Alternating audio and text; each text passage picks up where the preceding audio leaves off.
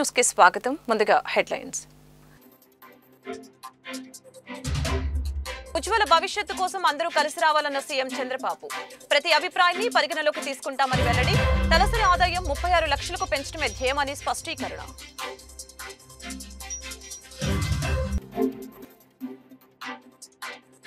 మాజీ CM YS Jagan పై హోంమంత్రి అనిత ధ్వజం. ఆయన్ను తిరుమలకు రాకుండా ఆపే ప్రయత్నం చేయలేదని స్పష్టీకరణ. తిరుమల వెళ్లటం ఇష్టం లేకే పర్యటన రద్దు చేసుకున్నారని వ్యాఖ్య.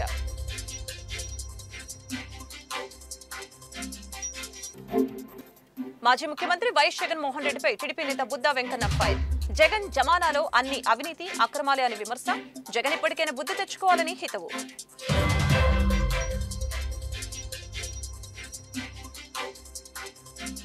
ఆంధ్రప్రదేశ్ @2047 కోసం సూచనలు ఆహ్వానిస్తున్నామని సీఎం చంద్రబాబు తెలియజేశారు. ఉజ్వల భవిష్యత్తు కోసం అందరూ కలిసి రావాలని చంద్రబాబు సూచించారు. ప్రతి అభిప్రాయాన్ని పరిగణలోకి తీసుకుంటామని వెల్లడించారు. తలసరి ఆదాయం 36 లక్షలకు పెంచడమే ధ్యేయంగా స్పష్టీకరించారు. స్వర్ణాంధ్రప్రదేశ్ సాకారం చేసుకోవడంలో ప్రజలు కూడా భాగస్వాములు కావాలని ఏపీ ముఖ్యమంత్రి చంద్రబాబు నాయుడు పిలుపునిచ్చారు. చంద్రబాబు నాయుడు ఆంధ్రప్రదేశ్కి ఉజ్వల భవిష్యత్తు కల్పించే దిశగా మీ వద్ద ఏదైనా ఆలోచనలు ఉన్నాయా? ఉంటే స్వర్ణాంధ్రప్రదేశ్ @2047 కోసం మీ సూచనలు మాకు పంపించండి తెలిపారు. సూచనలు ప్రజలు swarnandhpradesh.ap.gov.suggestions వెబ్ పోర్టల్ కి పంపించాలని చంద్రబాబు తన ట్విట్టర్లో పేర్కొన్నారు. ప్రజలు అందించే సహకారాన్ని అభినందనలుగా ఈ సర్టిఫికేట్ ఇస్తామని తెలియజేశారు. స్వర్ణాంధ్రప్రదేశ్ @2047 దిశగా ప్రయాణం ప్రారంభించామని తెలియజేశారు. ప్రజల నుంచి వచ్చే ప్రతి సూచనను పరిగణలోకి తీసుకుంటామని తెలియజేశారు. తద్వారా సమిష్టిగా స్వర్ణాంధ్రప్రదేశ్ను నిర్మిస్తామని వివరించారు. 2047 నాటికి భారత జీఎస్టీని $2.4 ట్రిలియన్ చేరేలా రాష్ట్రం నుంచి తోడ్పాటు అందించడమే, తలసరి ఆదాయం 36 లక్షలకు పెంచడమే తమ ధ్యేయమని చంద్రబాబు తెలిపారు. మాజీ సీఎం వైసీపీ అధినేత వైఎస్ జగన్మోహన్ రెడ్డిపై హోంమంత్రి అనిత ధ్వజమెత్తారు. ఆయన తిరుపతికి రాకుండా ఆపే ప్రయత్నం చేయలేదని, తిరుమలకు రావద్దని నోటీసులు కూడా ఇవ్వలేదని ఆమె స్పష్టం చేశారు. జగన్ ఎప్పుడైనా తిరుమల లడ్డు తిన్నారా అని మంత్రి అనిత ప్రశ్నించారు. ఆయన తిరుపతికి రాకుండా ఆపే ప్రయత్నం చేయలేదని, తిరుమలకు రావద్దని నోటీసులు కూడా ఇవ్వలేదని తెలియజేశారు. మాజీ సీఎం జగన్ ఇటీవల చాలా జిల్లాల్లో పర్యటించారని గుర్తు చేసిన మంత్రి ఎక్కడ ఆయన్ను అడ్డుకోలేదని తెలియజేశారు. గతంలో ఆయన దగ్గర పనిచేసిన పోలీసులే సిట్లో ఉన్నారని గుర్తు చేశారు. తప్పు చేయకపోతే విజిలెన్స్ రిపోర్టుపై కోర్టుకు ఎందుకు వెళ్లారని ఆమె నిలదీయటం జరిగింది. వైసీపీ అధినేతకు తిరుమల వెళ్లే ఇష్టం లేకే ఇలా అర్ధాంతరంగా పర్యటన రద్దు చేసుకున్నారని మంత్రి తెలియజేశారు. అక్షంతలు వేసిన దానికి పంతులు అక్షంతలు వేసిన దానికి మనమైతే అక్షంతలు ఎప్పుడు ఉంటాయా? ఉంటే బాగున్ను, రోజంతా ఉంటే బాగున్ను, ఆశీర్వచనం అనుకొని మనం చక్కగా బయటకు వస్తాం. అక్కడే 10 సార్లు దువ్వాడు ఆ క్రాఫ్ని. దువ్వేసి తీసేసినోడు ప్రసాదం గురించి మాట్లాడుతున్నాడు. తప్పిసారి ఎవరైనా ప్రసాదం ఇస్తే టిష్యూ పేపర్లో చుట్టూ పక్కకు పెట్టే వీళ్ళు లడ్డు నాణ్యత గురించి, టేస్ట్ గురించి ఈయన చెప్పడం, మేం వినడం, అది మా దౌర్భాగ్యం. ఇటువంటి పరిస్థితుల్లోని మాట్లాడి ఈయన లడ్డు టేస్ట్ గురించి, అరే ఈ లడ్డు టేస్ట్ ఎక్కడ మనకి ప్రాబ్లం వచ్చింది అని చెప్పి ఆ రోజే జూన్ నెలలోని 12, 20, 25 తారీఖులు జూన్ 4న వచ్చిన లారీల్లో 4 సంబంధించి నెయ్యి ట్యాంకర్లని ముందు యూజ్ చేశారు. ఆ ముందు యూజ్ చేసిన నెయ్యి ట్యాంకర్లలోని ఆ నెయ్యి ప్రాబ్లంగా ఉందని ప్రతి భక్తుల దగ్గర నుంచి ఫిర్యాదులు అందిన తర్వాత మిగతా 4 ట్యాంకర్లకి మేము టెస్టులు చేపిస్తే ఆ టెస్టులు NDDB రిపోర్టుల ప్రకారం అందులోని కల్తీ జరిగింది, జంతువుల కొవ్వు కలిసింది అని చాలా క్లియర్గా దానిలో మెన్షన్ చేస్తే దాని గురించి అని చెప్పి మాట్లాడరా అంటే దాని గురించి మాట్లాడకుండా NDDB రిపోర్ట్లో డిస్క్లైమర్ గురించి మాట్లాడతారు. అక్కడే అతగాడి తెలివితేటలు బుర్రలోంచి మోకాల్లోకి వచ్చేసాయని సంగతి అర్థమవుతుంది. అరే డిస్క్లైమర్ అన్నది ప్రతి దానికి కామన్. అది నువ్వు తలనొప్పి డోలో ట్యాబ్లెట్ వేసుకున్నా కూడా డిస్క్లైమర్ ఉంటుంది, తెలుసా నీకు? ఏంటది, మనం LICకి సంబంధించి ఏదైనా మనం ప్రీమియం ఏదైనా పెట్టుకున్నాం అనుకోండి, దాంట్లో కూడా కింద డిస్క్లైమర్ ఉంటుంది. నువ్వు ఎక్కడికి వెళ్ళి ఏ వస్తువు కొన్నా కూడా డిస్క్లైమర్ ఉంటుంది. ఆ డిస్క్లైమర్లో నాడేదో రాశాడని చెప్పేసి దాని గురించి మాట్లాడుతున్నాం. వీళ్ళు జరిగిన తప్పుని కప్పిపుచ్చుకునే ప్రయత్నం చేస్తున్నారు తప్పించి జరిగిపోయిన తప్పుని జరిగిందని ఒప్పుకోవడం కానీ దానికి క్షమాపణలు కోరటం కానీ జరగట్లే, అది కనిపించట్లే. ఆవిడ అనకూడదు కానీ స్పీకర్ పొజిషన్లో ఏం మాట్లాడతాడండి? ఆవిడ పామాయిలు ఈ సంబంధించిన ఆయిల్ ఫుడ్ ఎక్కువ తినేసిందంట, అందుకని ఆ వచ్చిన పాల్లోనే అందులోకి వచ్చిన నెయ్యిలోని కూడా కొవ్వు కలిసిందట. ద గ్రేట్ జనరల్ సెక్రటరీ, అతను పెద్ద లాయరు, అతగాడు మాట్లాడతాడు పంది కొవ్వు రేట్ల గురించి మాట్లాడతాడు. అంటే వీళ్ళ తాలూకా స్థాయి, వీళ్ళ తాలూకా ఆలోచన పరిజ్ఞానం ఎలా ఉందో ఆలోచించండి. అంత కాస్ట్లీ పందికొవ్వట ఈ నెయ్యిలో కలిపేస్తారా అని అడిగాడు. అంటే అతగాడి తాలూకా తెలివితేటలు ఇలాంటి వాడిని పెట్టుకుని చేశారు. దీవన్నిటికీ కూడా సిట్ ఏర్పాటు చేస్తే సిట్ కూడా సొంత మనుషులతో చేయించారు సిట్ అన్నాడు. లేకపోతే సాక్షి ఉద్యోగస్తులతో ఏమంటారా?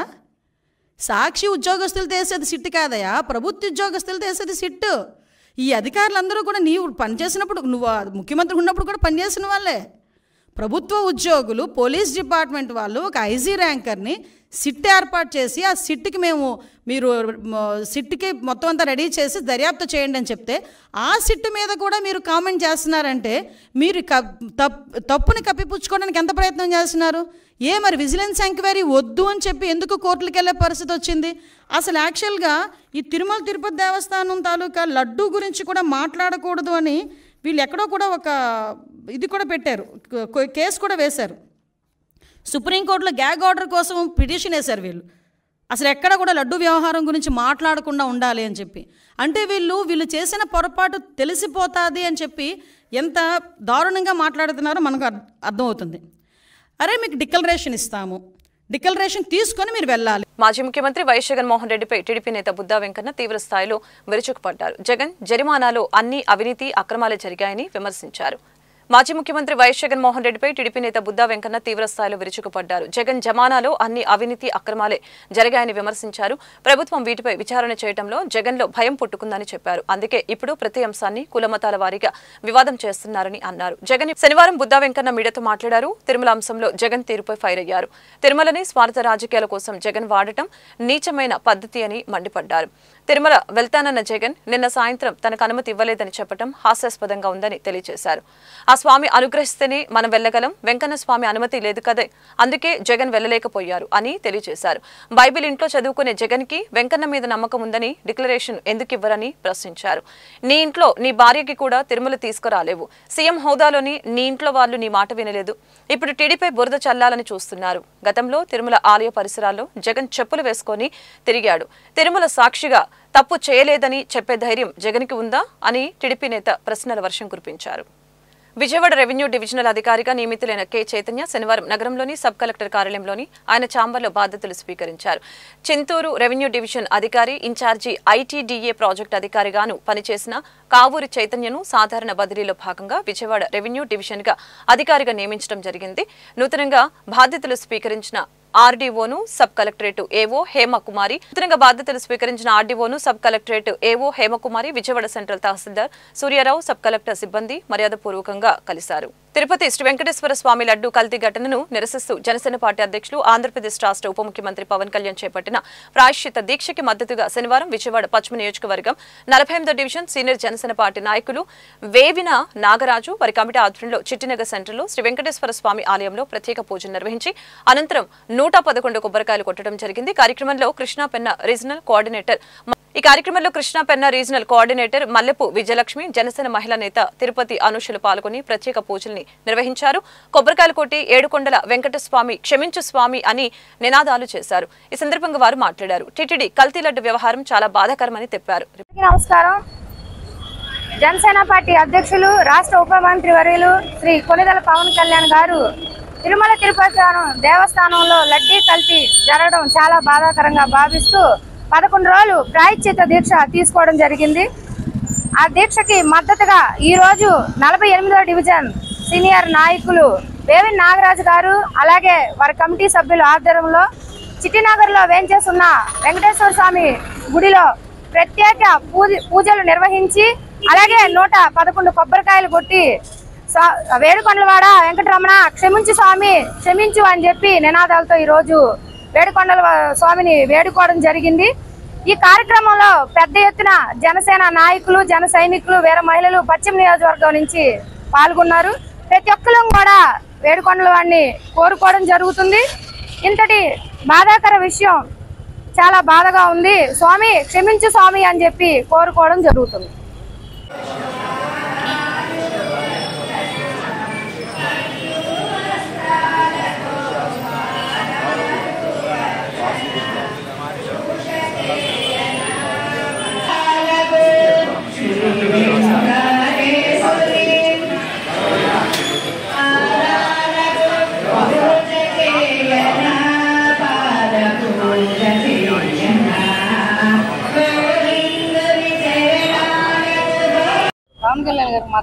పవన్ కళ్యాణ్ గారికి మద్దతుగా లడ్డూలో పంది నెయ్యి వేయడం వల్ల అది విమర్శకు గురవడం వల్ల మా పవన్ కళ్యాణ్ గారు 11 రోజులు దీక్ష తీసుకోవడం జరిగింది. ఆ దీక్షగా తీసుకోవడం వల్ల మేము మా 48వ డివిజన్ నుంచి జనసేన తరఫున ఏడుకొండలవాడ వెంకటరమణకి మా బాధను వెలుబుచ్చుకొని ఇక్కడ కార్యక్రమం చేయడం జరిగింది. సెప్టెంబర్ 30 తేదీ పర్మనెంట్ కానటువంటి కార్మికుల సమస్యల పరిష్కారం కోసం గుంటూరులో జరిగే ర్యాలీ ధర్నాలు ఉద్యోగులు కార్మికులు అధిక సంఖ్యలో పాల్గొనాలని సిఐటియు పిలుపునిచ్చింది. దేశవ్యాప్తంగా పర్మనెంట్ కానటువంటి ప్రభుత్వ ప్రైవేట్ సంస్థల్లో పనిచేయుచున్న కార్మికులు ఉద్యోగుల సమస్యల పరిష్కారం కోసం సెప్టెంబర్ 30వ తేదీన గుంటూరు వెంకటేశ్వర విజ్ఞాన మందిరం నుంచి కలెక్టరేట్ కార్యాలయం వరకు జరగనున్న నిరసన ర్యాలీ మరియు ధర్నా కార్యక్రమాన్ని జయప్రదం చేయాలని central of Indian trade unions CITU జిల్లా ప్రధాన కార్యదర్శి వై నేతాజీ పిలుపునిచ్చారు. పర్మనెంట్ కానటువంటి కార్మికుల సమస్యల పరిష్కారం కోసం సెప్టెంబర్ 30వ తేదీన ఆల్ ఇండియా డిమాండ్స్ డే జరపాలని సిఐటియు ఆల్ ఇండియా కౌన్సిల్ నిర్ణయం చేయడం జరిగింది. కేంద్ర రాష్ట్ర ప్రభుత్వ సంస్థలు, ప్రభుత్వ రంగ సంస్థలు, అట్లాగే ప్రైవేటు ఫ్యాక్టరీలు, షాపింగ్ మాల్స్, ప్రైవేటు ఆసుపత్రులు, ప్రైవేటు విద్యా సంస్థలు తదితర సంస్థలన్నింటిలోనూ కూడా పర్మనెంట్ కానటువంటి కార్మికులు 100కి 90 మంది పైగా పనిచేస్తూ ఉన్నారు. వీళ్ళకి ఏ రకమైనటువంటి హక్కులు సౌకర్యాలు అమలు జరగడం లేదు. Contract, outsourcing, work outsourcing, piece rate తదితర పేర్లతోనే, డైలీ వేజ్ తదితర పేర్లతోనే వీళ్ళంతా కూడా పనిచేయటం అనేటువంటి జరుగుతూ ఉంది. వాస్తవానికి వీళ్ళు చేసేటువంటి పని అంతా కూడా పర్మనెంటు స్వభావం కలిగినటువంటి పని. సుప్రీంకోర్టు తీర్పు ప్రకారం పర్మనెంట్ స్వభావం కలిగినటువంటి పనుల్లో పర్మనెంట్ కార్మికులనే నియమించాలి. దానికి భిన్నంగా ఆఖరికి ప్రభుత్వాలు కూడా కాంట్రాక్టు, అవుట్సోర్సింగ్, వర్క్ అవుట్సోర్సింగ్ సిస్టమ్ని ప్రవేశపెట్టి సుప్రీంకోర్టు తీర్పు యొక్క సారాంశాన్ని నీరుగార్చేటువంటి ప్రయత్నం చేస్తూ ఉన్నాయి.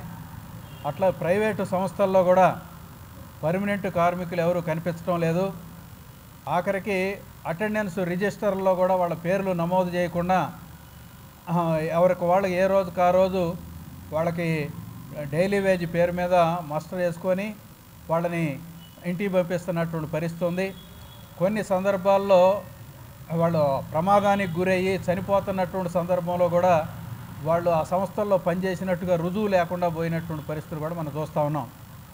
ఈ నేపథ్యంలో సిఐటియు ఆల్ ఇండియా కౌన్సిల్ ఈ కార్మికులందరికీ కూడా రెగ్యులరైజ్ చేయాలని చెప్పేసి ఈలోగా సుప్రీంకోర్టు తీర్పు ఇచ్చినటువంటి దానికి అనుగుణంగా సమాన పనికి సమాన వేతనం ఇవ్వాలని, అట్లాగే చట్ట ప్రకారం వాళ్ళకి అమలు చేయాల్సినటువంటి ప్రావిడెంట్ ఫండు, ఈఎస్ఐ తదితర సౌకర్యాలు అమలు చేయాలని, అట్లా బోనస్ చట్టం, గ్రాట్యుటీ చట్టం లాంటివి కూడా ఈ పర్మనెంట్ కానటువంటి కార్మికులకి చాలా చోట ఇంప్లిమెంట్ కావడం లేదు. అందుకని ఈ చట్టాలన్నీ కూడా ఇంప్లిమెంట్ చేయాలని చెప్పేసి అనేటువంటి ఉద్దేశంతో సెప్టెంబర్ 1వ తారీఖు నుంచి 30వ తారీఖు వరకు దేశవ్యాప్తంగా ప్రచార కార్యక్రమం చేయటం జరుగుతూ ఉంది. దాంట్లో భాగంగా కరపత్రాల పంపిణీ, గ్రూప్ మీటింగులు తదితరవన్నీ కూడా ఈపాటికే నిర్వహించడం జరిగింది. 30వ తారీఖు నాడు గుంటూరు వెంకటేశ్వర విజ్ఞాన మందిరం నుంచి ఉదయం 10 గంటలకి ప్రదర్శన ప్రారంభమవుద్ది. కలెక్టరేట్ దగ్గర ధర్నా నిర్వహించడం జరుగుద్ది. ఈ గుంటూరు జిల్లాలో పర్మనెంట్ కానటువంటి ఉద్యోగులు అట్లాగే కార్మికులు అందరూ కూడా ఈ కార్యక్రమంలో భాగస్వాములయ్యి రానున్న కాలంలో వాళ్ళ సమస్యల పరిష్కారం కోసం జరిగేటువంటి ఉద్యమంలో మమేకం కావాలని చెప్పేసి సిఐటి పిలుపునిస్తాం. మహాకవి గుర్రం జాషువా భావి తరాలకి ఆదర్శమని ఎమ్మెల్సీ కెఎస్ లక్ష్మణరావు తెలియజేశారు. జాషువా జయంతిని పురస్కరించుకొని నగరంపాలెంలోని జాషువా విగ్రహానికి వామపక్షాలు, ప్రజా సంఘాలతో కలిసి జాషువా విగ్రహానికి లక్ష్మణరావు పూలమాలలు వేసి ఘనంగా నివాళులర్పించారు. పల్నాడు జిల్లాకు జాషువా పెట్టాలని ఈరోజు గుర్రం జాషువా గారి 129వ జయంతి సందర్భంగా గుర్రం జాషువా విజ్ఞాన కేంద్రం ఆయనకి ఘనంగా నివాళులర్పిస్తుంది. నేటి సమాజంలో కూడా కుల వివక్షత, అంటరానితనం, అదేవిధంగా దళితుల మీద దాడులు, మహిళల మీద అత్యాచారాలు జరుగుతూనే ఉన్నాయి. జాషువా గారు తన జీవితాంతం వాటికి వ్యతిరేకంగా ఆయన తన గళాన్ని ఎక్కుపెట్టినటువంటి నేపథ్యం ఉంది. ఇప్పుడున్నటువంటి పరిస్థితుల్లో మత ఉన్మాదాన్ని రెచ్చగొట్టేటువంటి పరిస్థితులు కూడా వస్తూ ఉన్నాయి. ఈ పరిస్థితుల్లో జాషువా సాహిత్యాన్ని విస్తృతంగా ప్రజల్లోకి తీసుకెళ్లాల్సినటువంటి అవసరం ఉంది. విస్తృతంగా ప్రజల్లోకి తీసుకెళ్లడమే ఆయనకి నిజమైనటువంటి నివాళి అని చెప్పేసి తెలియజేస్తున్నాం. నవయుగ కవి చక్రవర్తి మహాకవి గుర్రం జాషువా గారి జయంతి సందర్భంగా ఆయనకి నివాళులు అర్పిస్తూ ఉన్నాం. ముఖ్యంగా గుర్రం జాషువా తన రచనలు అది గబ్బిలంలో కావచ్చు, ఫిర్దౌసీలో కావచ్చు, కుల వివక్షతని దునుమాడాడు ఆయన. అలాగే సమాజంలో ఉండే ఆర్థిక సామాజిక అసమానతల మీద తీవ్రమైన నిరసన గళం ఎత్తాడు. ఈ రోజుకే అవన్నీ కొనసాగుతున్నటువంటి పరిస్థితి. మరి జాషువా గారి జయంతి సందర్భంగా 3 అంశాలు ప్రభుత్వం దృష్టికి తీసుకొస్తా ఉన్నాం. ఒకటి, రాజధాని ప్రాంతంలో గుర్రం జాషువా స్మృత్యార్థం గుర్రం జాషువా కళా కేంద్రం రవీంద్ర భారతి స్థాయిలో నిర్మించాలని మేము డిమాండ్ చేస్తున్నాం. అలాగే జాషువా గారి రచనల్ని పాఠ్యపుస్తకాల్లో ప్రవేశపెట్టాలని చెప్పేసి కోరుతున్నాం. పల్నాడు జిల్లాకి గుర్రం జాషువా పల్నాడు జిల్లా అని పేరు పెట్టాలని కూడా కోరుతూ ఈ 3 అంశాల మీద కూడా ప్రభుత్వం స్పందించాలి, ముందుకు తీసుకెళ్లాలని కోరుతూ జాషువా గారి ఆశయాలు ముందుకు తీసుకెళ్తామని తెలియజేస్తూ ఆయనకి నివాళులు అర్పిస్తాం. అద్భుతమైన రచనల ద్వారా సామాజిక చైతన్యాన్ని తీసుకువచ్చిన మహాకవి గుర్రం జాషువాని గుంటూరు పశ్చిమ ఎమ్మెల్యే గల్లా మాధవి తెలిపారు. జాషువా 129వ జయంతి సందర్భంగా శనివారం నగరంపాలెం ఎస్బీఐ వద్దనున్న జాషువా విగ్రహానికి మాధవి నివాళులర్పించారు. ఇందులో భాగంగా మాధవి మాట్లాడారు.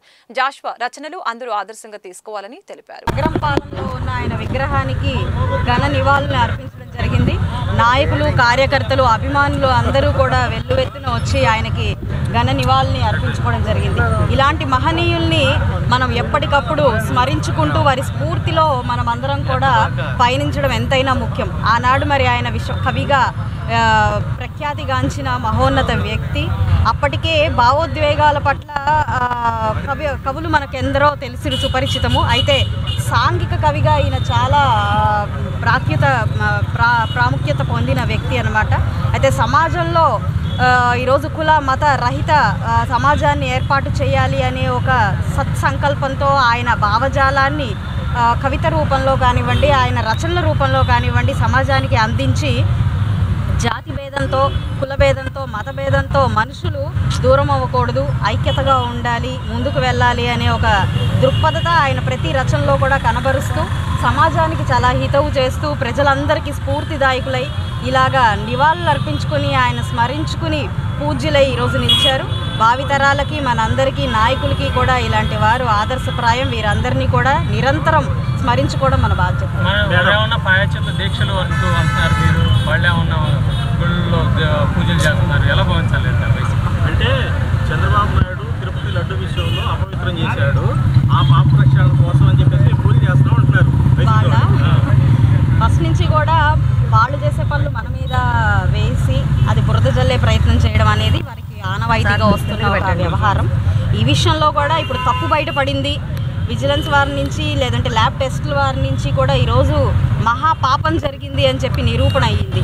ఇప్పుడు దీన్ని డైవర్ట్ చేయాలి ఎట్టి పరిస్థితుల్లో. కాబట్టి వాళ్ళకు ముందుగా వెన్నతో పెట్టిన విద్యగా వస్తున్న ఒక ఏదైతే ప్రవృత్తి ఉందో దాంట్లో భాగంగానే ఈరోజు మళ్ళీ దాన్ని రివర్స్గా మీరే చేశారు అని.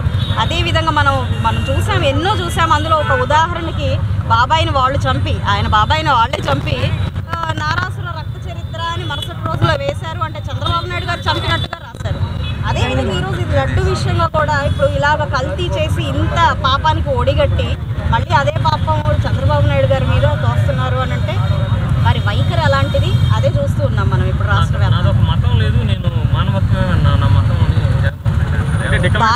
భారతదేశం సెక్యులరిజం అడ్మినిస్ట్రేషన్ పరంగా సెక్యులర్ కంట్రీ. ఇది ఏంటంటే మనం అడ్మినిస్ట్రేషన్ పరంగా ఎక్కడైనా కూడా జాతి మత భేదాలు లేకుండా మనం అడ్మినిస్ట్రేషన్ని రన్ చేయాలి. మరి ఇక్కడ మతానికి లేదంటే దేవాలయాలకి సంబంధించిన వ్యవహారం అయితే దేవాలయం అంటేనే ఒక నమ్మకం, వారి మతం అంటేనే ఒక నమ్మకం. దానికి సెక్యులరిజానికి ఎలాంటి సంబంధం లేదు. ఈరోజు ఆయన సెక్యులర్గా మాట్లాడుతున్నారు అని అంటే దేవాలయం అనే ఒక నమ్మకాన్ని ఆయన ఒమ్ము చేయడం. ఇప్పుడు మనం ఏ చర్చికి వెళ్ళినా లేదంటే ఒక మసీదుకి వెళ్ళినా వారి నమ్మకాలని గౌరవిస్తూ వారి ఆచారాలని పాటించడం చాలా ధర్మమైన విషయము. అదేవిధంగా ఈరోజు హిందూ దేవాలయాల పట్ల కూడా మనం అదే అనుసరించాలి. మరి మనం అయ్యప్ప టెంపుల్ని తీసుకుంటే మహిళలు రావాలి అని పెద్ద ఎత్తున బోళ్ళంత ర్యాలీలు చేసిన క్రమంలో అది ఈ రోజున పలచబడిపోయి వారి ధర్మం వారు పాటిస్తున్నారు. అందులో మనం వేలు పెట్టకూడదు అని ధర్మాసనాలు కూడా చెప్పిన పరిస్థితి. అంటే మనం అర్థం చేసుకోవాల్సిన విషయం ఏంటంటే గుళ్ళైనా, చర్చిలైనా, మసీదులైనా, మరి ఏ ప్రార్థనా మందిరాలైనా వారికి నిర్దేశించిన కొన్ని ధర్మాల్ని వాళ్ళు పాటిస్తూ ప్రజలకి భగవంతుణ్ణి పరిచయం చేస్తూ దైవ కార్యక్రమాల్లో ముందుకు వెళ్తూ ప్రజలందరూ సుభిక్షంగా ఉండే ప్రయత్నం చేస్తాయి మతాలన్నీ కూడా.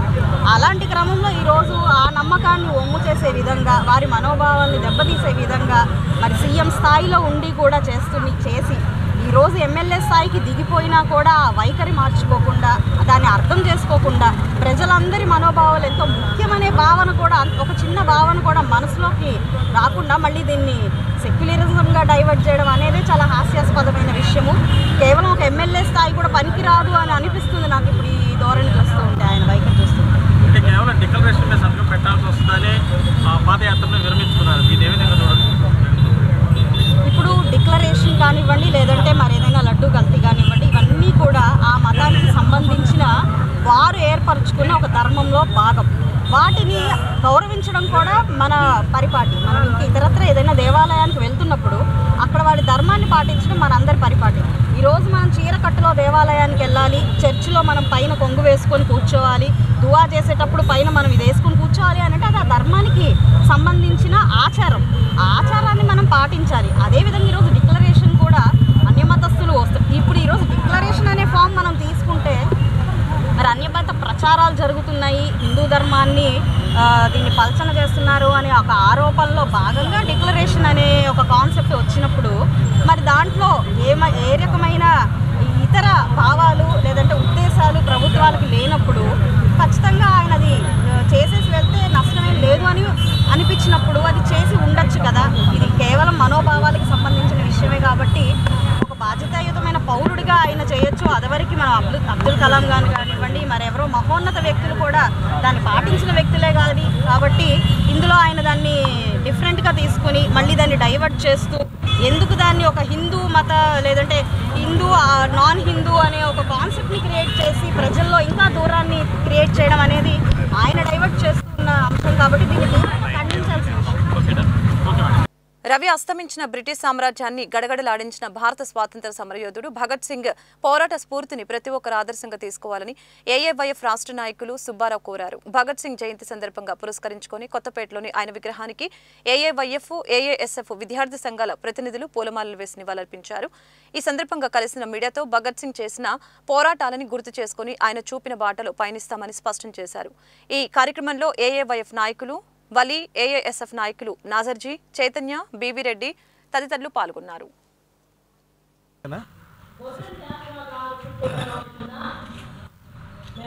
మిత్రులారా, పాత్రికేయ మిత్రులారా, మీ అందరికి కూడా సామాజిక విప్లవాభినందనలు తెలియజేస్తున్నాను. నా పేరు కంభము ఆనంద్ కుమార్, రాష్ట్రీయ మహాజన సమితి వ్యవస్థాపక అధ్యక్షుడిని. మా వైస్ ప్రెసిడెంటు పిల్లి రాంబాబు, కంతేటి కోటేశ్వరరావు జిల్లా అధ్యక్షుడు, ఇంకా బండి అమరు, మా నాయకులు దాసరి ప్రవీణ్ కుమార్, వెంగళరావు, మరి అశోకు, ఇంకా గోళ్లపూడి జోజిబాబు, ఇలా మా కమిటీ సభ్యులందరం కలిసి ఈ యొక్క అవగాహన సదస్సుని పెట్టడంలో ప్రధానమైన ఉద్దేశం ఏంటంటే కేంద్ర రాష్ట్ర ప్రభుత్వాలు అమలు చేస్తున్నటువంటి సబ్సిడీ రుణాలు, సంక్షేమ పథకాలు ఏవైతే ఉన్నాయో గ్రాస్ రూట్ లెవెల్లో గ్రామీణ ప్రాంతాల్లో మురికివాడల్లో ఉన్న నిరుపేదల వరకు చేరట్లేదు. బ్యాంకులంటే అవేవో మాయగాదులే, ఎవరో పెద్ద పెద్ద కోటీశ్వర్లు వ్యాపారస్తులని మా జనం అనుకుంటున్నారు.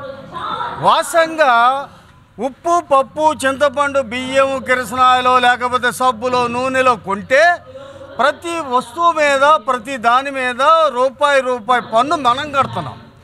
ఈ పేద వర్గాలు కోటాను కోట్ల మంది కట్టిన ఈ పన్నుల డబ్బు ఏదైతే ఉందో ఆ డబ్బునే బ్యాంకుల్లో డిపాజిట్ చేస్తుంది ప్రభుత్వం.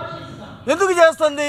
ఏదైతే పన్నుల రూపంలో పేదవాళ్ళు కట్టిన డబ్బు ఏదైతే ఉందో అది తిరిగి పేద ప్రజల సంక్షేమానికి వాడమని దాని ఉద్దేశం.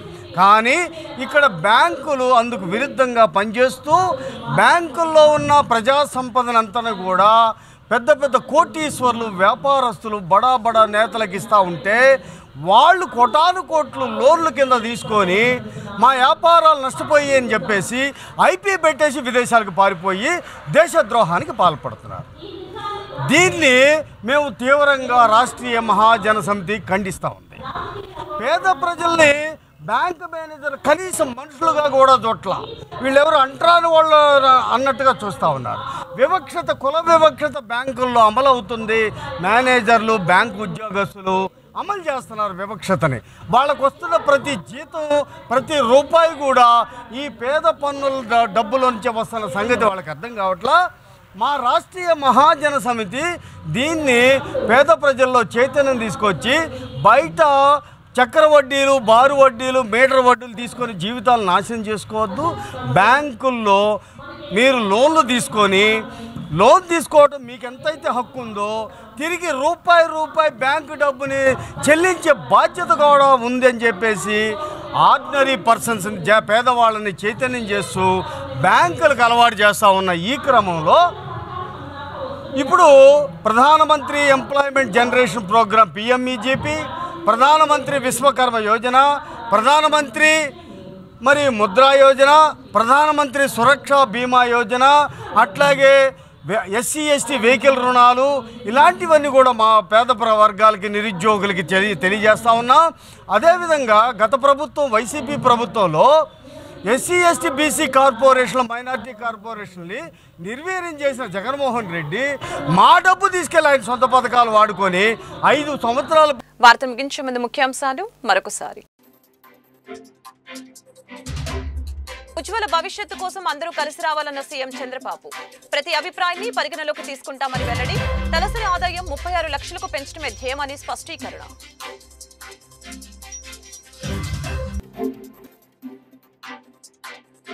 మాజీ సీఎం వైఎస్ జగన్ పై హోంమంత్రి అనిత ధ్వజం. ఆయన తిరుమలకు రాకుండా ఆపే ప్రయత్నం చేయలేదని స్పష్టీకరణ. తిరుమల వెళ్లటం ఇష్టం లేకే పర్యటన రద్దు చేసుకున్నారని వ్యాఖ్య.